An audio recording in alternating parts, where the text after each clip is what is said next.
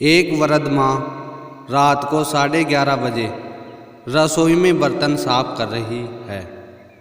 घर में 2 बहुएं हैं जो बर्तनों की आवाज़ से परेशान होकर अपने पतियों को सास को उलाना देने को कहती हैं।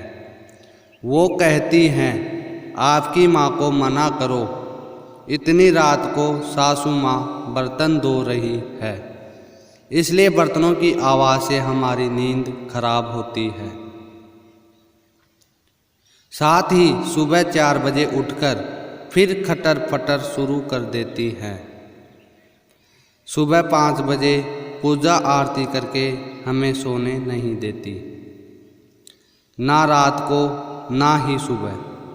जाओ, सोच क्या रहे हो, जाकर माँ को मना करो।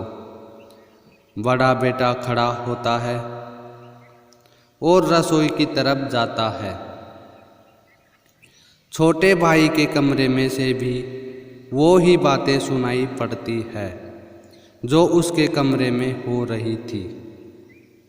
वो छोटे भाई के कमरे को खटखटा देता है। छोटा भाई बाहर आता है।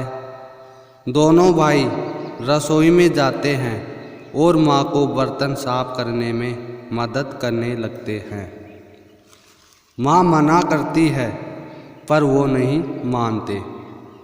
बर्तन साफ हो जाने के बाद दोनों भाई माँ को बड़े प्यार से उसके कमरे में ले जाते हैं तो देखते हैं कि पिताजी भी जागे हुए हैं।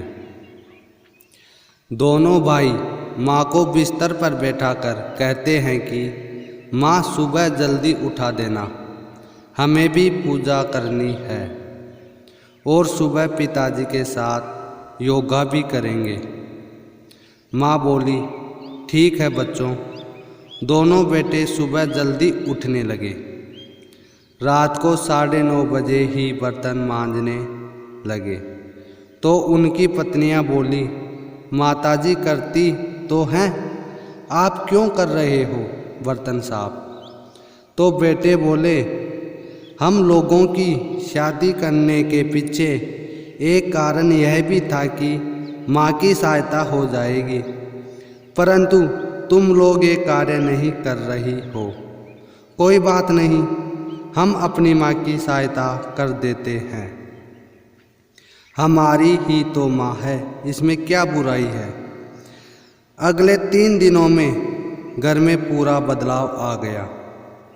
बहुएं जल्दी बर्तन इसलिए साफ करने लगी कि नहीं तो उनके पति बर्तन साफ करने लगेंगे।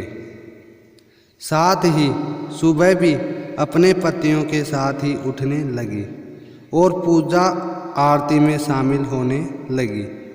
कुछ दिनों में पूरे घर के वातावरण में पूरा बदलाव आ गया। बहुएं सास ससुर को पूरा सम्मान देने लगी।